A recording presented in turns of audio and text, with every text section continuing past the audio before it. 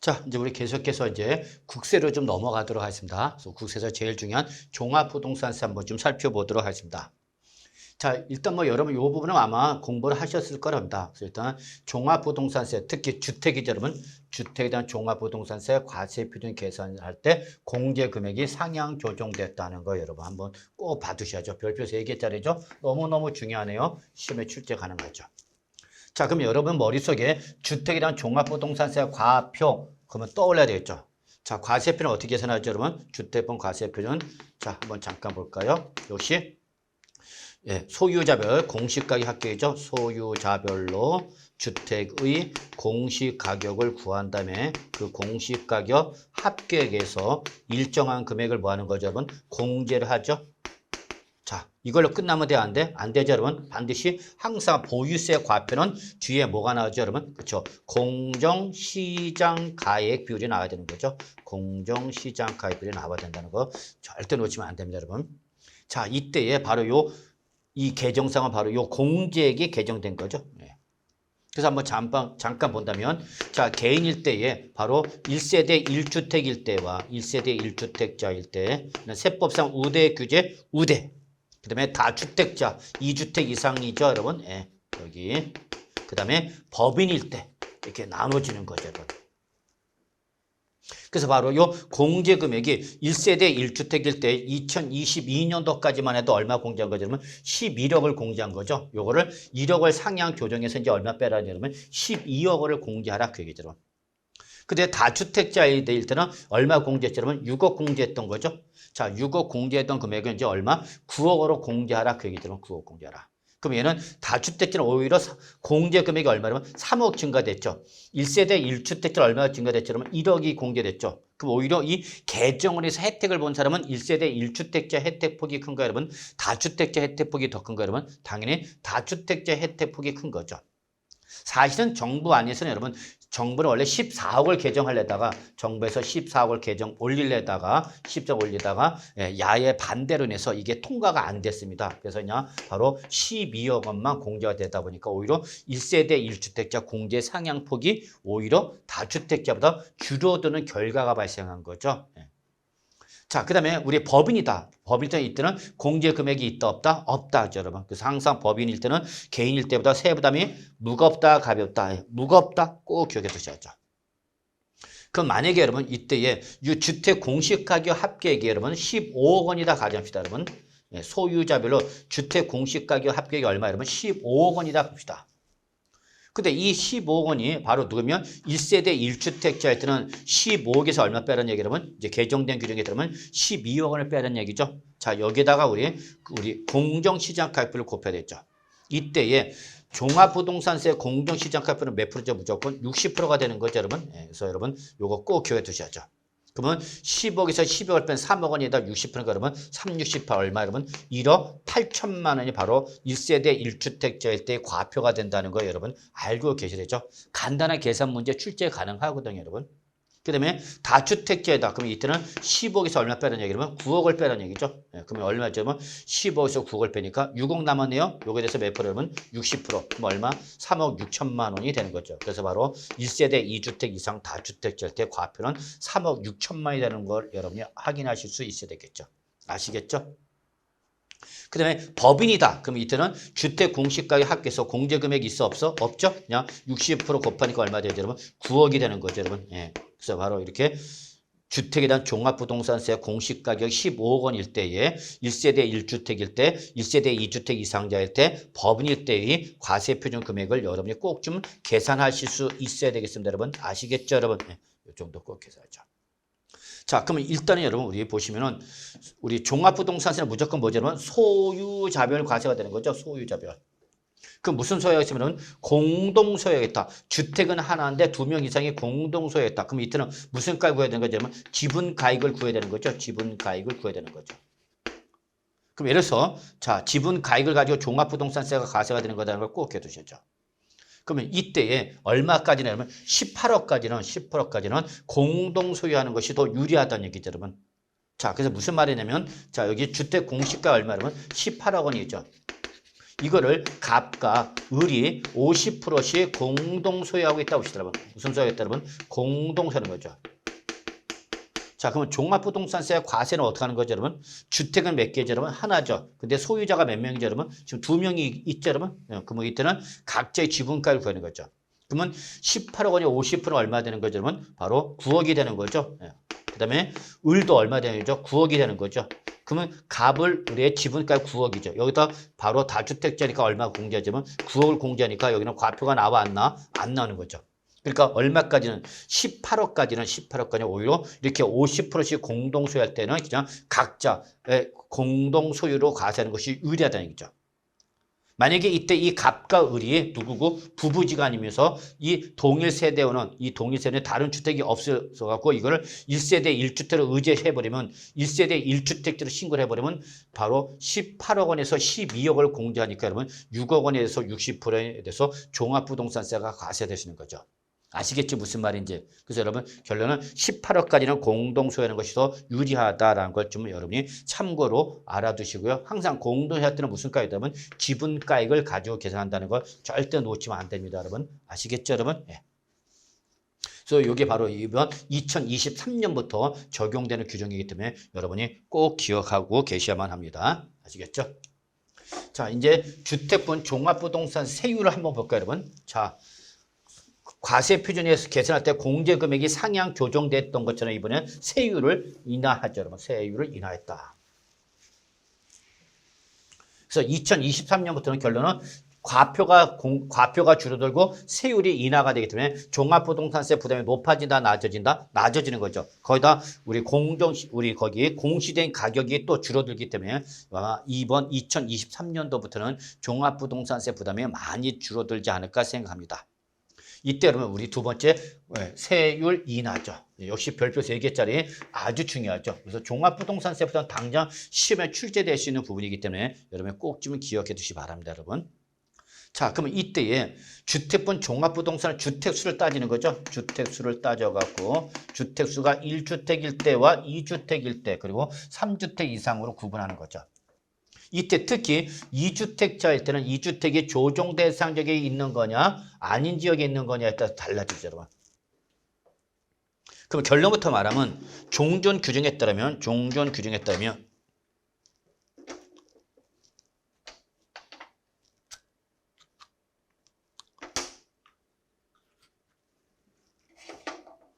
이제 여러분 조정 대상 지역 내 2주택인 거죠. 그러니까 2주택이 모두 어디 있다는 얘기 여러분 조정 대상 지역이죠. 그러면 그때는 종전 규정에 따르면 얘는 누구나 묶어버렸죠. 여러분 3주택 이상 다주택자와 동일하게 취급해버렸죠. 그래서 2022년도까지만 해도 2주택이라 하더라도 조정 대상 지역이 아닌 2주택자는 1주택자로 묶어버리는 거죠. 그래서 이때는 0.6%부터 3%까지 6단계 초과 누진세를 적용하고 2주택이라도 조정 대상 지역 2주택자는 3주택자 동일하게 요거의 2배죠. 여러분 2배. 2배인 1.2%부터 6%까지 6단계 초과 누진세를 적용했던 거죠. 자, 요게 이제 올해 2023년부터는 바로 요거를 일단은 기본 세율을 낮추죠. 그래서 0.5%부터 2.7%까지 세율 인하가 되고 여러분. 그다음에 6단계였던 것이 이제 7단계로 세분화가 되는 거죠. 여러분. 세분화 됐다는 거. 그리고 특히 바로 우리 이제는 2023년부터는 여러분 주의할 사항이 바로 누구라더라도 조정 대상진의 다주택자도 여러분 어쨌건 이제 몇 주택자가 되기 때문에 2주택자가 되기 때문에 이제 누구나 묶어버린다 그러면 1주택자나 묶어버린다라는 것이 여러분이 올해 개정된 거죠. 즉 조정 대상자 2주택자는 작년까지는 3주택자로 묶어버렸지만 3주택 이상으로 묶어버렸지만 올해부터는 1주택자와 동일하게 취급한다는 거죠. 그래서 이렇게 조정 대상자 2주택에도 기본세를 적용받는다는 걸 여러분 꼭 기억해 두셔야 되죠. 그러면 이제 몇 주택자만 3주택 이상자죠. 3주택 이상자는 조정 대상 지역 여부에 관계없는 거죠, 여러분. 그래서 결론 이제 올해부터는 조정 대상 지역을 따진다, 따지지 않는다. 네, 따지지 않는다. 이게 가장 중요한 특징이죠. 올해부터는 종합부동산세는 조정 대상 지역 여부를 묻지 않습니다. 그냥 조정 대상 지역의 2주택이라도 아닌 지역의 2주택자와 똑같이 1주택자와 동일하게 취급하기 때문에 올해 가장 중요한 개정사항은 종합부동산세는 조정 대상 지역 여부를 묻는다, 묻지 않는다, 묻지 아니한다. 2주택이라도 1주택자는 묶어버린 거죠. 아시겠죠? 그래서 3주택 이상이면 이제 더 이상 다주택자가 되어버리기 때문에 이때는 0.5% 출발해 최고 몇 프로까지 되면 5%까지의 세율이 조금 예, 5배는 2배는 아니지만 그래도 5%까지 가죠, 여러분. 예. 그래서 몇 단계, 여러분? 7단계 초과 누진세로 가는 거다라는 걸 잊지 마시기 바랍니다, 여러분. 아시겠죠? 자, 법인일 때는 항상 개인의 최고세를 적용했던 거죠. 개인의 최고세인데 누진세이 아니라 뭐예요, 여러분? 전체를 바로 비례세로 과세했던 거죠. 그래서 이때는 바로 우리 3주택 이상자는 이 조정 대상자 2주택자 똑같이 여러분 6% 제일 높은 세율로 비례세로 과세했던 것이 올해 2023년부터는 요거에 똑같은 거죠. 2.7% 여기는 비례세율로 간다라는 걸 잊지 마시기 바라겠습니다. 여러분 아시겠죠, 여러분? 요걸 꼭 좀 봐주셔야 되겠습니다.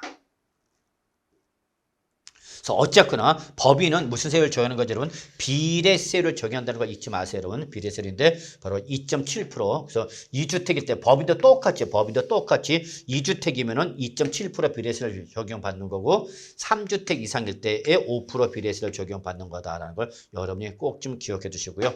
결론은 올해 개정으로 인해서 가장 혜택을 받은 사람은 누구냐? 혜택을 받은 사람 누구냐? 바로 조정 대상자는 2주택자 혜택을 받는 거죠. 이자가 가장 오래 바로 수혜의 대상자다. 이 개정으로 인한 수혜 대상자죠. 그래서 조정 대상자 2주택자는 이제 올해부터는 2023년부터 누구나 묶어버린다. 1주택자 동일하게 취급한다는 거죠. 아시겠죠? 그래서 작년까지는 3주택 이상자가 취급했던 것을 올해부터는 끊어버리고 바로 1주택자로 묶어버리면서 종합부동산세 부담이 무거워졌다 가벼워졌다 여러분 조금 가벼워졌다라는 걸 여러분이 좀 알아두시기 바라겠습니다. 여러분 아시겠죠? 이때 여러분 우리 7단계 한번 초과 누진세를 굳이 한번 잠깐 살펴보면요. 뭐 요즘 자꾸 누진세를 물어보는 문제가 나오기도 하고 있죠, 여러분. 그렇기 때문에 한번 정도는 좀 신경 써주시기 바랍니다, 여러분. 그래서 일단은 과세 표준 여러분 7단계입니다. 하나, 둘, 셋, 넷, 다섯, 여섯, 일곱, 7단계로 구분된 거죠. 7단에서 최저 구간이 3억 이하죠, 여러분. 3억 이하일 때 여러분 2주택 이하죠. 그래서 여기는 조정 대상 지역에 2주택자도 포함되어 있는 거라는 거 잊지 마세요, 여러분. 그래서 여기는 0.5% 출발한 거죠. 0.5% 출발해서 몇 프로까지? 2.7%까지 몇 단계? 하나, 둘, 셋, 넷, 다섯, 여섯, 일곱, 7단계로 가고 있다는 걸 여러분 확인해 두셔야겠죠. 아시겠죠, 여러분? 자, 이제 3주택 이상이다. 3주택 이상일 때 여러분 과표 12억까지는 여러분 똑같습니다. 12억까지는 여러분 주택수와 관계없이 동일한 세율을 적용받는 거다라는 걸 기억해 두셔야죠. 그래서 2주택 이하나 3주택 이상자나 12억까지는 동일한 누진세를 적용받는 거죠, 여러분. 그래서 이게 기본세율이 되는 거죠. 자, 그런데 이제 어느 순간부터 이제 그렇죠, 여러분. 바로 12억 원을 초과하는 순간부터 여기 2주택 이하 때는 1.3%, 1.5%, 2%, 2.7%가 적용되지만 3주택 이상자부터는 이제 우리 2%, 3%, 4%, 5%에서 세율이 어떻게 되는지 여러분 높아지는 거죠. 그래서 자, 2억 5천만 원부터 우리 다주택자 세액 부담이 무거워지는 거구나라는 걸 아시게 되죠. 근데 작년까지 몇 단계냐면 6단계에서 6단계 뭐냐면 12억을 초과해서 얼마까지냐면 바로 50억 이하가 이게 한 단계에서 1단계에서 작년까지는 이게 하나의 등에서 12억 초과 얼마까지냐면 50억까지를 했던 거죠. 이거를 바로 20억 초과 50억까지를 이렇게 하나를 더 구분한 거죠. 그래서 이 12억 초과에서 25억 이하로 구분하면서 6단계가 이제 몇 단계라면 7단계로 세분화됐다는 거죠. 그래서 바로 요 12억 초과해서 50억까지가 작년까지는 1단계였던 거, 하나의 단계였던 것을 지금은 2단계로 나눠짐으로 해서 6단계에서 몇 단계로 된 거다 그러면 7단계로 나눠진 거다. 그게 여러분 아시겠죠? 무슨 말인지. 그래서 여기까지가 우리가 세분화됐다라는 걸 여러분이 좀 기억해 주시기 바라겠습니다. 여러분 아시겠죠? 결국 이제 우리 주택수와 관계없이 12억까지는 동일한 기본세를 적용받으나 이제 얼마 초과가 되면 12억을 초과하는 순간부터 2주택 이하일 때와 3주택 이상일 때 세율이 달라지면서 여기가 더 크다는 거죠. 3주택 이상일 때. 아시겠죠, 여러분? 이거를 꼭 좀 한번 봐두시기 바라겠습니다. 자, 그 다음에 이제 우리 세 번째가 바로 이제 우리 과세 표준, 그 다음에 이제 우리 세부담 상한선이죠. 여러분, 세부담 상한선을 적는 거죠. 세부담.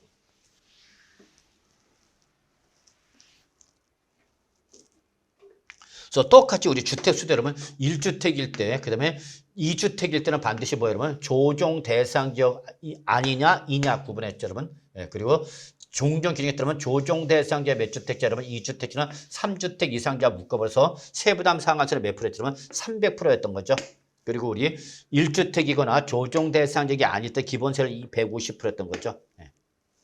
자, 이거를 이제 우리 특징은 올해부터는 개인은 무조건 세부담 상한선을 몇 프로 하겠다 그러면 150%, 310%짜리 없애버리겠답니다. 여러분 300%짜리 없애버리고 그냥 우리 개인은 무조건 몇 프로밖에 없다 그러면 150%짜리밖에 없다. 그러니까 1주택이거나 조정 대상적이 아닌 2주택자나 조정 대상 2주택은 물론 심지어 몇 주택이라도 그러면 3주택 이상자라 하더라도 세부담 상한선을 몇 프로 그러면 150%로 적용하겠다. 그럽니다. 여러분 아시겠죠? 그래서 결론은 주택분 종합부동산세 때 누구면 개인은 이제 세부담 상한선은 주택 수와 관계 이시 없이 무조건 몇 프로 150%를 적용하는 거다라는 걸 기억해 주시기 바랍니다. 근데 만약에 이 주택 소유자가 개인이 아니라 누구다 그러면 법인이다. 그러면 이때는 법인은 세부담 상한 자체를 적용한다, 적용하지 않는다, 적용하지 않는 거죠. 그래서 이 법인이 소유하는 주택일 때는 세부담 상한선이 있기 때문에 없기 때문에 무한대로 늘어날 수 있다 없다? 있다. 이론상으로는 그런 거죠, 여러분. 그러나 공시 가격 자체가 뭐 줄어들면 종부세가 떨어질 수밖에 없는 거죠. 그래서 결론은 올해 2023년부터는 개인에 대한 주택분 종합부동산세 세부담 상한선은 무조건 몇 프로밖에 없다 그러면 주택수와 관계 이시 없이 몇 프로밖에 없으면 150%밖에 없다는 걸 꼭 좀 기억해 주시기 바라겠습니다. 여러분 아시겠죠? 네. 자, 그리고 법인일 때는 아예 세부담 상한 자체를 적용한다, 적용하지 아니한다, 적용하지 아니한다는 거 잊지 마세요, 여러분. 꼭 좀 정리해 주시기 바라겠습니다. 자, 이제 우리 4번으로 넘어갑시다. 자, 역시 우리 일시적 2주택자 나왔죠, 여러분? 일시적 2주택자일 때. 그래서 우리 1세대 1주택자로 의제가 되는 1세대 1주택자로 의제가 되는 규정의 바로 대표가 바로 뭐죠, 여러분? 일시적 2주택자죠. 자, 이때 인정된 기간이 확대가 된 거죠, 여러분. 자, 그래서 이때 바로 1세대 1주택자 판정할 때에 바로 일시적 2주택 요건. 예. 그래서 과실은 이제 신규 주택을 취득한 또 자, 몇 년이니? 2년이 경과하지 않았어야 되는 거죠. 이게 2022년도까지죠. 근데 이번 2023년부터는 과세기는 이제 신규 주택을 취득한 날부터 아직 몇 년 지나지 않았다면 3년 지나지 아니하였다면 역시 이때는 일시적 2주택을 인정해준다 안 해준다? 해주는 거죠, 여러분. 그래서 여러분 이거는 취득세, 그다음에 종합부동산세, 양도소득세 여러분 다 하나같이 여러분 2주택 해소 기간이 몇 년을 바뀌었다 그러면 3년을 바뀌었다는 거 잊지 마시기 바랍니다. 여러분 아시겠죠? 그래서 이렇게 역시 취득세나 종합부동산세나 양도소득세 일시적 2주택이 됐다. 그러면 중과세 한다 안 한다? 안 한다. 그 대신 하나 빨리 어떻게 하라? 처분하라. 몇 년이 경과하기 전까지는 3년이 경과하기 전까지는 우리 일시적 2주택 인정을 받을 수 있다 없다? 있다라는 거죠, 여러분. 아시겠죠, 여러분? 예. 자, 그러면 이거죠, 여러분. 자, 종전주택을 취득한 거죠. 종전주택을 취득했다. 자, 이 상태에서 이제 뭐야, 여러분? 다른 주택을 취득한 거죠? 다른 주택을 취득했다. 그래서 이제 몇 주택이 되었다, 여러분? 2주택이 된 거죠. 2주택자가 되었다. 근데 이때에 아직 이 주택이 어디에 있더라는 얘기, 여러분? 바로 조정 대상적이 있다는 얘기죠. 조정 대상적이 있다. 그러면 이때 조정 대상적 2주택이니까 취득세 몇 프로인 거 여러분? 8% 내야 되는 거죠. 8% 내야 된다. 다만 이것이 이사나 학업이나 취업이나 직장 등이나 뭐면 일시적 2주택이면 이때는 8% 과세하고 안 하고 1%부터 몇 프로까지 3%까지 세율이 어떻게 되죠? 여러분? 낮아지는 거죠. 여러분 낮아지는 거죠. 그 대신 이렇게 낮은 세율을 적용하되 뭐가 들어가는 거죠, 여러분? 사후 관리 들어가는 거죠. 몇 년에 처분하라? 3년 이내에 처분하라. 3년 이내에. 어떤 걸 처분해야 되죠, 여러분? 종전주택을 처분하라. 종전주택을 처분하라.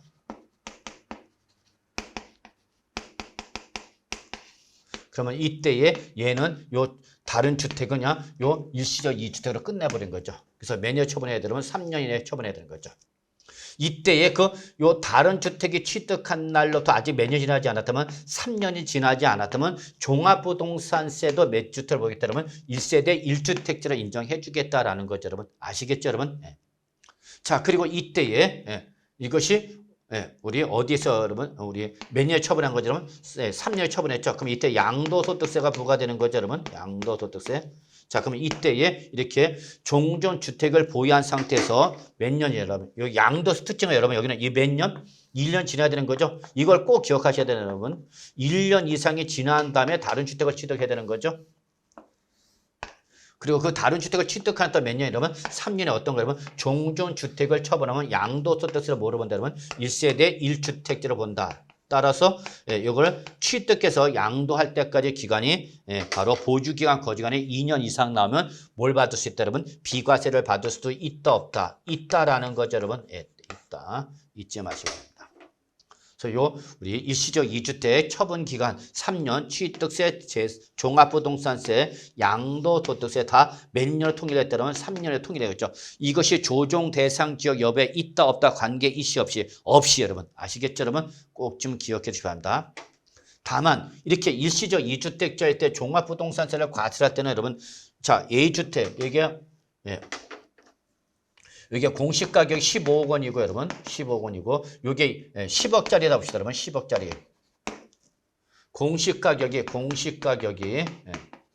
그러면 이때에 이 사람은 우리 주택 종부세 과세는 15억 곱하기 15억 더하기 얼마죠 여러분 10억이 되는 거죠.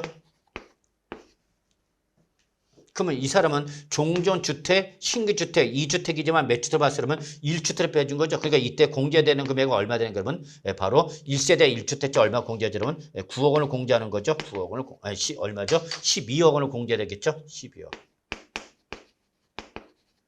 여기다 이제 뭘 곱해야 되죠? 여러분 공정시장가율을 곱하는 거죠. 자, 공정시장가율을 몇 프로 곱해야 되겠죠? 여러분 종합부동산 무조건 60%가 되는 거죠.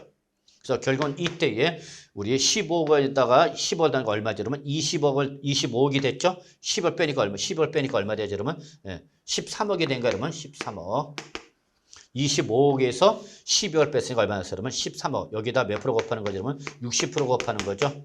그러면 여러분 얘는 종합부동산 과표는 얼마 되죠? 여러분 6116, 6318, 6116, 6318 얼마? 여러분 7억 8천만 원 되나요? 여러분?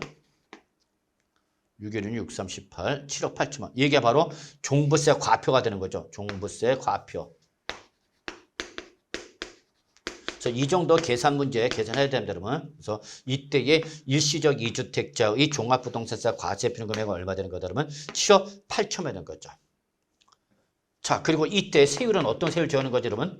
2주택자나 1주택이나 1주택 세율 적용하면 되는 거죠. 우리 이제 2주택이나 1주택 세율 똑같이 적용되기 때문에 0.5%부터 2.7%까지 가는 거죠. 자, 그리고 이때에 이 주택이 종전주택이 여기에 바로 우리 소유자가 몇 살 이상이고 그러면 60세 이상이죠. 그리고 엔도 또는 몇 년 이상 보였다 그러면 5년 이상을 보였다. 5년 이상 보였다. 그럼 얘는 뭘 받을 수 있죠? 그러면 세액공제 받을 수 있어 없어? 있죠, 여러분. 세액공제 받을 수 있다. 비록 몇 주택자지만 2주택자지만 1주택을 인정을 받았기 때문에 세액공제 받을 수 있다라는 게 바로 요 일시적 2주택의 특징이죠. 다만 얘는 이 다른 주택은 설사 60세 이상이면서 5년 이상을 들어도 얘는 요 다른 주택은 절대 세액공제 받을 수 있어 없어? 없죠, 여러분. 세액공제는 뭐만 받아, 여러분? 종전주택만 세액공제를 받는다라는 거 여러분이 여기까지 꼭 좀 기억해 두시기 바라겠습니다, 여러분. 아시겠죠, 여러분? 자, 그래서 요 정도에서 여러분 우리 1세대 1주택자, 일시적 2주택 인정기간 꼭 기억해 두셔야 됩니다, 여러분. 아주 중요합니다. 별표 3개짜리. 자, 다음 넘어가십니다. 자, 다음은 이제 5번이죠. 1세대 1주택자 주택수 특례가 적용되는 지방저가주택이죠, 여러분. 지방저가주택. 자, 그래서 우리 일시적 2주택, 그 다음에 상속받은 주택, 그 다음에 바로 지방저가주택은 1세대 1주택자로 인정을 받는 거죠. 1세대 1주택자로 인정을 받는 거죠, 여러분. 자, 그럼 이때 1세대 1주택자로 보는 지방에 있는 저가주택일 때의 적용 범위 한번 살펴볼까요, 그러면? 자, 그래서 이렇게 1세대 1주택자 특례가 적용되는 우리 지방 저가주택. 첫째, 일단은 지방에 있어야 되는 거죠. 그래서 저가니까 그러면 일단 공시가격이 얼마냐면 3억 이하죠. 3억 이하. 예, 똑같죠. 그래서 지방에 쓰는 거죠. 그러니까 어디에 써야 되면 수도권이 아닌 지역에 쓰는 거죠. 수도권이 아닌 지역에 써야 되는 거죠. 그러면서 광역시나 그다음에 특별자치시가 아닌 지역에 있어야 되는 거죠. 물론 광역시가 되면 구는 제외되죠. 그러면 특별자치도 읍면은 제외가 된다는 거예요. 이런 인정을 받는 거죠. 예. 그래서 인천광역시 울주군이다. 인천이 된다. 울산이죠, 여러분. 울산광역시 예. 울주군에 있다. 그러면 얘는 광역시에는 있지만 울주군이기 때문에 지방으로 인정을 받을 수 있다 없다? 있다라는 거죠, 여러분. 아시겠죠? 자, 세종자치시 또는 세종자치시면 인정을 못 받는 거죠, 지방으로. 그런데 세종자치시도 또는 면적이 있다. 그러면 그때는 지방으로 인정을 받는 거죠. 자, 이렇게 보면 되죠. 그래서 이렇게 비수도권이면서 광역시와 세종자치시가 아닌 지역이 있어야 되죠. 자, 그러면서 요게 추가됐죠, 여러분. 예, 요게 추가됐다는 거죠, 여러분. 그래서 국가균형발전법에 따른 인구 감소 지역이면서 and죠, 여러분. and. 그러면서 바로 우리 접경 지역 지원에 관한 특별법에 따른 접경 지역 요 두 가지 모두 해당하는 수도권의 지역이죠, 여러분. 수도권. 자, 원래 수도권이면 된다, 안 된다? 안 된다 그랬죠. 반드시 비수도권이었죠. 근데 이제 얘는 어디 있죠, 여러분? 수도권에 있죠. 근데 수도권에 있더라도 인구 감소 관련 법률에 따른 인구 감소 지역과 적경 지역에 해당하게 되면서 부동산 가격 등을 고려하여 기획재정부령을 정하는 지역에 있다라는 거면 이때는 인정해 주겠다. 어디에 있지만 수도권에 있지만. 그래서 여기에 해당하는 것이 바로 뭐가 있냐면 경기도 연천군이라든지 또는 인천광역시 광화군 옹진군이죠. 그러면 경기도 연천군이라든지 인천광역시 광화군이나 옹진군은 어디죠, 여러분? 수도권이죠. 수도권이지만 얘들은 다 수도권이죠. 경기도하고 인천광역시가 다 수도권이죠. 그렇지만 얘들이 바로 인구 감소 지역이면서 적경 지역에 해당하면서 기획재정부령을 정하는 지역에 해당하면 이때는 얘는 지방으로 인정을 받을 수 있다 없다. 자, 있다 그 얘기죠, 여러분. 그래서 경기도 연천군이나 인천광역시 바로 광화군이나 옹진군은 비수도권을 인정을 받을 수 있다라는 걸 여러분이 좀 참고로 기억해 두시기 바라겠습니다, 여러분. 아시겠죠?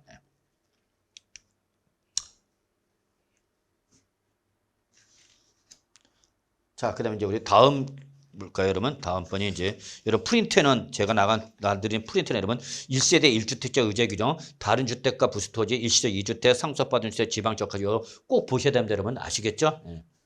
자, 이번에 이제 6번, 4, 5년 주택 갑시다.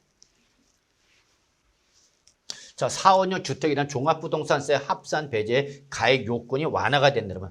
자, 우리 종합부동산세 과세 대상이 되는 주택은 뭐죠? 재산세 과세 대상이 주택이죠.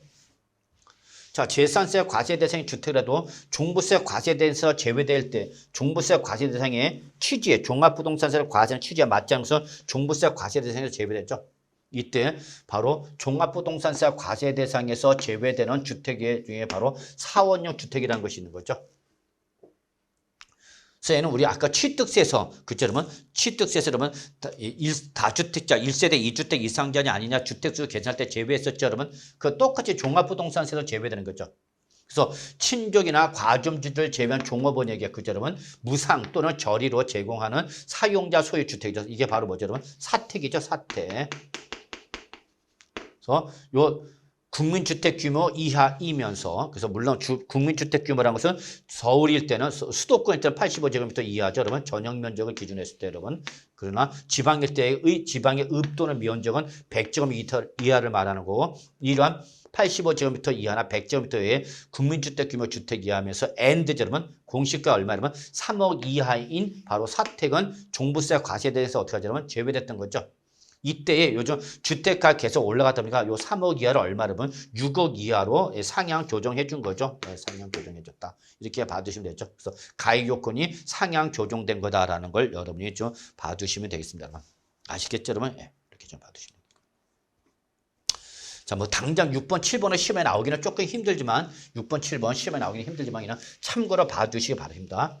그래서 도시개발사업 시행자 등에 대한 누진세율 적용되는 법인에 대한 우리 범위에 추가됐죠. 자, 여기 한번 잠깐 볼까요? 자, 종합부동산세 과세 대상이 법인이죠. 그럼 법인은 우대 규제 대상이 되는 거죠. 규제. 따라서 이때는 여러분 뭐죠, 여러분? 2.7% 또는 뭐 여러분 우리 5% 또는 5% 무슨 세율을 가져 여러분 비례세율로 과세가 되는 거죠. 자, 그래서 이렇게 법인세는 규제 대상이다. 그래서 얘는 과세 표준을 계산할 때도 과표 계산할 때 공제 금액이 있고 없고 그죠 여러분 과표 계산할 때 공제 금액이 없고 그다음에 세율도 몇 프로 여러분 2.7% 또는 5% 비례세를 적용하죠. 또 세부담 상한선 자체를 아예 적용한다 안 한다 안 한 거죠. 자, 그런데 이때에 그러한 중과 대상의 법인에서 제외되는 거죠. 그럼 이렇게 중과 대상에서 제외되는 법인은 바로 뭐야 여러분 누진세를 적용하는 거죠. 누진세율. 그 누진세율 적용되는 법인이 추가가 된 거다. 그래서 도시개발법상 도시개발사업이라든지 또는 도시 재정비 촉진을 위한 특별법 등에 따른 관계법률 또는 임대주택이죠. 그래서 이런 관계법률 또는 임대주택을 건설하거나 공급할 의무가 있는 사업 시행자 등일 때는 이때는 얘들은 바로 이렇게 비례세율 적용 대상인 법인에서 제외하여 얘들은 무슨 세율을 하는 거죠, 여러분? 누진세율이죠. 그래서 이거는 개인에 대한 종부세 세율을 적용하는 거죠. 개인 세율을 적용하는 거죠. 그래서 여기 추가됐다라는 것만 여러분 봐두시면 큰 무리는 없지 않을까 생각합니다. 여러분 아시겠죠? 네. 자, 그래서 여기에 보시면 바로 여기 민간 임대주택이나 특별법에 따른 민간 건설주택, 임대주택을 최소 2호 이상이면서 재산세 비과세된 주택이나 공공임대주택, 종합부동산세 배제 대상의 주택만 이것들만 보유하고 있는 주택을 말한다라는 걸 참고로 기억해 두시면 되겠습니다. 여러분 아시겠죠? 여러분 그냥 참고로 여기 누진세율 적용 대상이 법인이 뭐가 있느냐라는 것이 제가 프린트에 잡아놨죠, 여러분. 그래서 주로 공익적 성격이 강한 거죠. 그래서 공익적 성격이 강한 법인일 때는 이때는 바로 누진세를 적용하는 거죠. 여러분 우리 프린트 보시면 뭐 공공주택 사업자라든지 공익법인 주택조합 또는 정비법상 또는 빈집 및 소규모 주택 정비에 관한 특례법 또는 사업 시행자 이런 것 등이 다 있다는 거 한번 봐주시고 뭐 사회적 기업, 사회적 협동조합, 뭐 종중 다 여기 누진세율 적용 대상이죠. 아시겠죠, 여러분? 이렇게 좀 봐두시면 큰 무리는 없지 않을까 생각합니다. 자, 그래서 여기까지가 여러분 우리 종합부동산세 개정상이 되겠고요. 이제는 우리 종합소득세로 넘어가겠습니다. 소득세로 좀 넘어갑시다.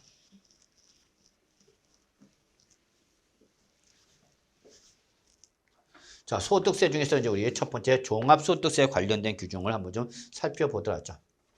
뭐 여러 가지가 많죠, 여러분. 자, 그 중에서 우리 시험과 관련된 것만 보는 겁니다, 여러분.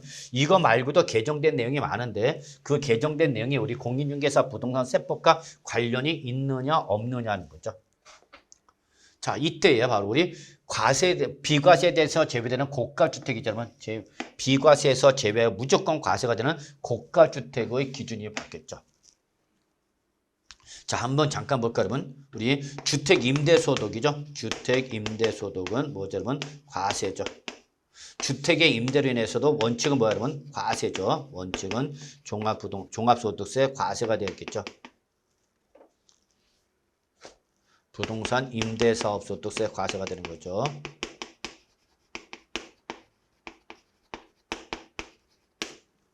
과세.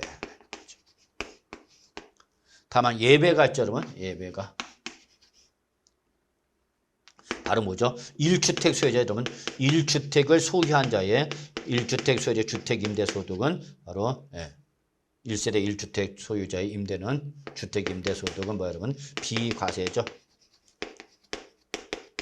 과세한다, 안 한다? 안 한 거죠.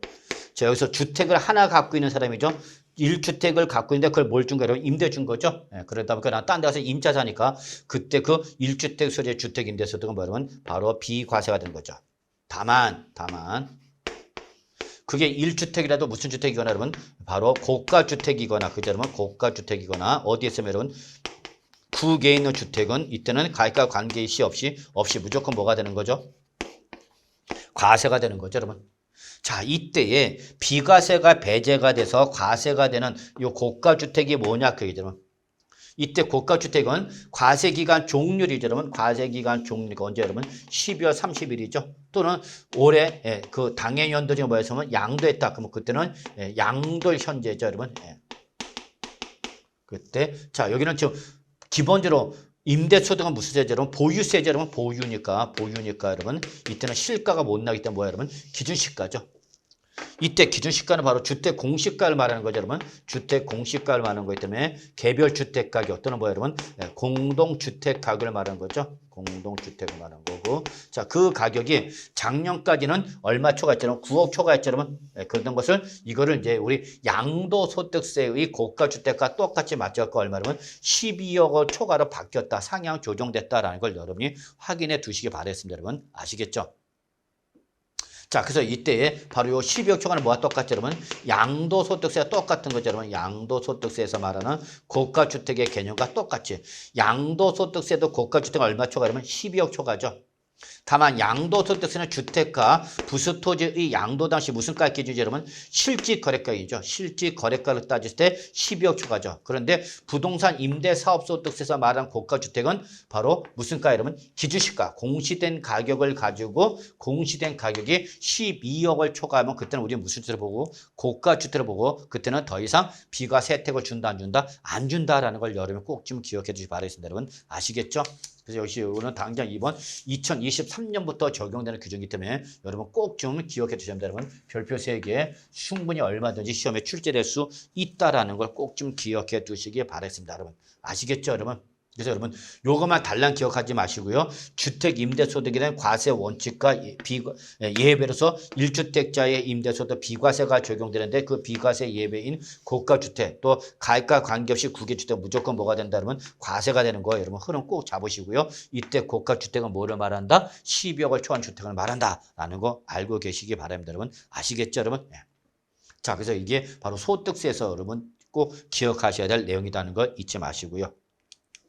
자, 이제 우리 두 번째로 넘어갑시다. 자, 이번에는 우리 과세표준 구간이 여러분 조정됐습니다. 어쨌거나 여러분 우리 종합소득세로는 여러분 종합소득세 최저 몇 프로 출발하죠, 여러분? 6%도 출발한 거죠? 자, 6%부터 최고 몇 프로까지 여러분? 45%까지 몇 단계죠, 여러분? 8단계 초과 누진세로 과세가 되는 거죠? 8단계 초과 누진세로 과세한다. 이게 바로 뭐죠, 여러분? 종합소득세율이죠. 종합소득세율.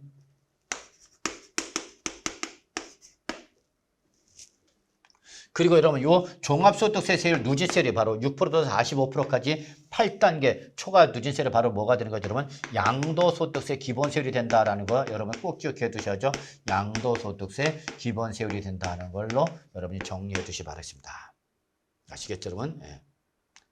자, 이때에 올해 개정된 건 뭐냐면 과세표준이 1구간, 2구간이 바뀌었습니다. 그래서 1구간일 때, 그 다음에 2구간, 그 다음에 3구간의 첫 출발 금액이 달라진 거죠. 그래서 2022년도까지만 해도 1단계는 1,200만 원, 월 100이죠. 그래서 이거는 월 100, 월 100에다 12개를 곱해서 12개를 곱해서 얼마나 거예요, 여러분? 1,200. 1,200은 이제 최저 구간 6%를 적용하는 거죠, 여러분. 그리고 1,200 최저 구간을 초과해서 얼마까지 그러면 4,600만 원까지가 2단계가 이제 우리 몇 프로면 15%가 적용되는 거죠.